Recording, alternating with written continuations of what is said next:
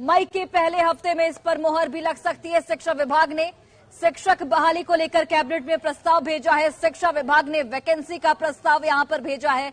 रिक्तियों का फाइनल प्रस्ताव शिक्षा विभाग की ओर से भेजा गया है। पद सृजित कर शिक्षक बहाली का ये प्रस्ताव है और मई के पहले हफ्ते इस पर मोहर लग सकती है। शिक्षक बहाली के प्रस्ताव पर मई के पहले हफ्ते मोहर लग सकती है। अगली कैबिनेट की बैठक में इस पर फैसला लिया जाएगा, मोहर लगाया जाएगा। 1,78,026 पदों पर बहाली निकाली गई है और कैबिनेट की मोहर लगते ही बीपीएससी को इसका पूरा ब्यौरा भेजा जाएगा। 10 मई तक ही बीपीएससी सिलेबस जारी कर देगा। सिलेबस से परीक्षा पैटर्न की यहां पर जानकारी मिलेगी। तो बड़ी जानकारी शिक्षक बहाली को लेकर शिक्षा विभाग ने कैबिनेट को प्रस्ताव भेजा है। शिक्षा विभाग ने वैकेंसी को लेकर यह प्रस्ताव भेजा है। रिक्तियों का फाइनल प्रस्ताव शिक्षा विभाग की ओर से भेजा गया है, जिसमें पद सृजित कर शिक्षक बहाली का प्रस्ताव रखा गया है। मई के पहले हफ्ते में यह बड़ी जानकारी है कि मई के पहले हफ्ते इस पर मोहर लग सकती है, यानी कि अगली कैबिनेट की बैठक जब भी होगी, मई के पहले हफ्ते की बात कही जा रही है, उस वक्त मोहर लग सकती है। 1,78,026 पदों पर बहाली निकाली गई है और कैबिनेट की मोहर लगते ही बीपीएससी को इसका पूरा ब्यौरा भेजा जाएगा।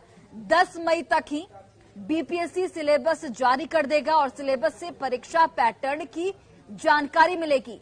कल ही हमने आपको बताया था कि जो सैलरी स्ट्रक्चर है वो भी जारी कर दिया गया है और सैलरी स्ट्रक्चर जारी होते ही अभ्यर्थियों का विरोध भी देखने को मिला। अभ्यर्थी लगातार इसका विरोध कर रहे हैं, लेकिन अब ये जानकारी निकलकर सामने आ रही है कि मई के पहले सप्ताह में कैबिनेट ने इस पर मोहर लगा सकती है। कैबिनेट की ओर पर इस पर मोहर लग सकता है। 10 मई तक बीपीएससी सिलेबस जारी करेगा और मई के आखिर तक विज्ञापन भी जारी हो जाएगा।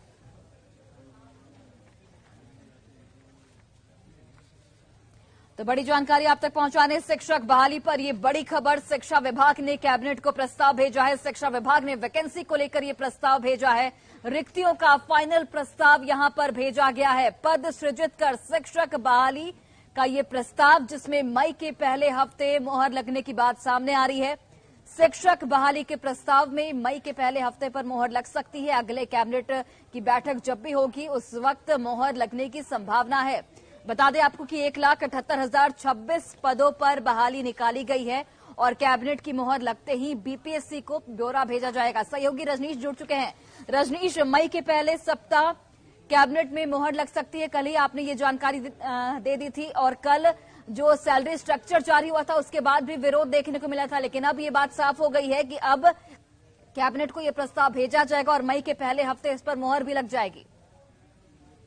देखिए, कल ही रिक्तियां और उसके साथ साथ जो वेतनमान है उसकी घोषणा कर दी है शिक्षा विभाग ने और उसके बाद आज खबर मिल रही है कि कैबिनेट में शिक्षा विभाग ने प्रस्ताव भेज दिया है। यानी मई के पहले सप्ताह में जो कैबिनेट होगी उस कैबिनेट में ही ये मोहर लग जाएगी। 1,78,026 पदों पर जो है वैकेंसी निकलेगी और कैबिनेट से मोहर लगने के बाद सीधा जो प्रस्ताव है वो फाइनल प्रस्ताव बीपीएससी को चला जाएगा।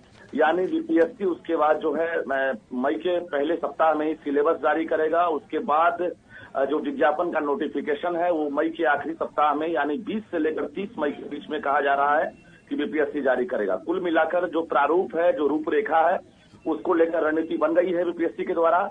अब सीधी तरह से ये है क्लियर कि अब नियोजित टीचर हो या फिर शिक्षक अभ्यर्थी हैं, उन्हें अब परीक्षा देनी होगी और एक साथ परीक्षा ली जाएगी। 2 सीटिंग में परीक्षा होगी। नो नेगेटिव मार्किंग का प्रावधान होगा। ऑब्जेक्टिव प्रश्न पूछे जाएंगे और उसके साथ साथ जो प्रारंभिक स्कूल के जो स्टूडेंट होंगे उनके लिए, जो गुरुजी बहाल होंगे उनके लिए जनरल स्टडीज से सवाल पूछे जाएंगे। साथ ही जो माध्यमिक और उच्च माध्यमिक वाले होंगे उनके लिए जनरल स्टडीज के साथ साथ जो सब्जेक्ट वाइज प्रश्न है वो पूछे जाएंगे। तो ये सिलेबस जो जारी होगा उसमें परीक्षा को लेकर तमाम जो असमंजस है और जो प्रश्न को लेकर है वो क्लियर हो जाएंगे। हालांकि 100 नंबर के पूर्णांक होंगे या 150 नंबर के पूर्णांक होंगे, इसको लेकर आयोग ने अभी तक निर्णय नहीं लिया है। 10 मई तक जो है एक बैठक होगी, अहम बैठक। उस बैठक में शिक्षा विभाग से ही प्रस्ताव लिया जाएगा और उसके भी अधिकारी शामिल होंगे और उसके बाद फाइनल परीक्षा को लेकर जो फैसला होगा वो 10 मई तक हो जाएगा। जी रजनीश, जिस तरीके से कल जो सैलरी स्ट्रक्चर है वो जारी हुआ, उसके बाद अभ्यर्थियों का विरोध भी देखने को मिला, क्या कुछ संशोधन की गुंजाइश है उसमें? क्या सरकार एक बार फिर से उस पर फैसला ले सकती है, चिंतन कर सकती है? देखिए, बिल्कुल जो मूल वेतन को सरकार ने कल जारी किया है और मूल वेतन के जरिए अगर देखा जाए तो 25,000 से लेकर 32,000 तक, यानी क्लास 1 से लेकर 12 तक के जो टीचर बहाल होंगे उनको 32,000 तक जो मूल वेतन है वो सरकार देगी। उसमें कितने खर्च होंगे वो भी सरकार ने ब्यौरा जारी किया है, लेकिन उसके बाद टीए डीए है, उसके साथ साथ बाकी जो अलाउंस है उसकी भी सुविधा है। तो कुल मिलाकर ये कहें कि विरोध लगातार जारी है, क्योंकि जो बीपीएससी के माध्यम से जो परीक्षा ली जाती है उसमें अभ्यर्थियों का आरोप है कि इतनी कम सैलरी पर कैसे बहाल होंगे हम लोग, और इससे बेहतर है कि नियोजित टीचर होते हुए हम लोग इतना पैसा उठा रहे हैं। तो शिक्षक हों या फिर जो अभ्यर्थी हैं वो नाराज हैं।